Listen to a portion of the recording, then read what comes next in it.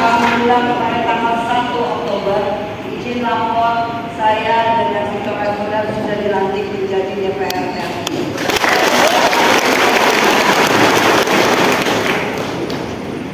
Ini kewajiban saya karena ini sudah periode kedua saya jadi DPR RI yang diusung oleh ND, salah satu dari 10 kabupaten, dan saya rasa wajib untuk saya kembali untuk melaporkan diri karena seringkali setelah kita sudah memilih lalu kita mengeluh bilang bahwa kita sudah pilih dia tapi dia tidak pernah datang.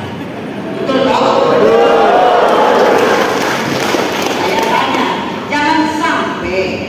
jangan sampai waktu itu orang-orang yang tidak kunjung datang itu sudah bayar putus kalian. Kalau mereka sudah bayar putus pada saat itu, mereka tidak wajib untuk datang lagi. Kalau saya tidak bayar, makanya saya tidak ada bayar siapapun. Dan saya duduk berarti saya wajib mempunyai hutang selama 5 tahun ke depan. Itu beda. Oke, jadi jangan kena lagi ya. Jadi kalau mengeluh, ingat baik-baik, ya kan? Baik. Yang berikut adalah izin saya laporkan. Saya ini waktu periode lalu, saya ingat persis. Waktu periode 5 tahun kemarin, saya pilih DPR di dada saya itu. ND sumbangsi terbanyak dari suara yang saya dapat. Pada saat itu, saya duduk di komisi. Karena kalau di waktu zamannya Pak Jokowi kemarin, itu total kementerian di seluruhnya itu ada kementerian itu ada 34 kementerian, sehingga kementerian-kementerian tersebut dibagi komisi itu ada 11 komisi di DPR RI.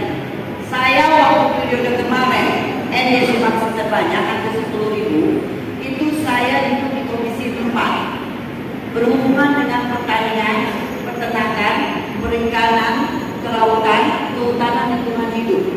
Itu di komisi yang satu komisi saya dulu. Oke.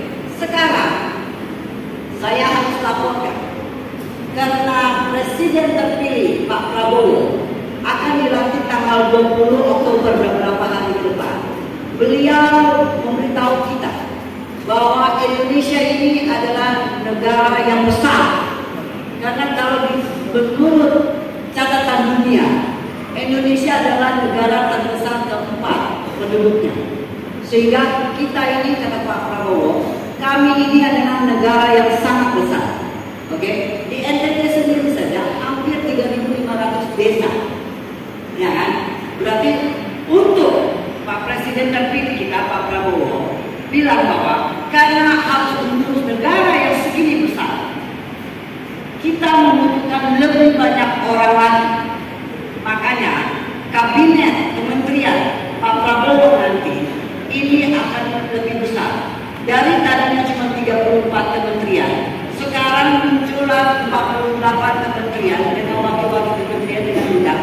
Itu ada sekitar 100-an yang mengurus negara kita yang besar ini.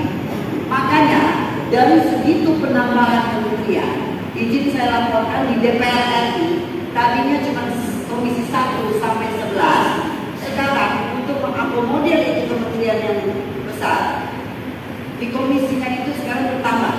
Jadi ada dari 1 sampai 13 komisi di DPR RI. Sehingga saya laporkan periode saya yang kedua, walaupun ND sumbangsi saya tidak terbanyak lagi, turun. Oke. Tepuk tangan juga. Saya semangat dan ruginya ke mereka aja suaranya. Ya toh? Baik. Walaupun ND sumbangsi suara itu turun dan tidak terbanyak, yang terbanyak adalah Flores Timur 10.000. Ya kan? Untuk saya dulu kali ini. Untuk kali ini DPR RI-nya saya ingin laporkan kepada saya punya kakak-kakak Nasdem. Saya akan pindah di komisi 11. Komisi 11 itu berhubungan dengan apa? berhubungan dengan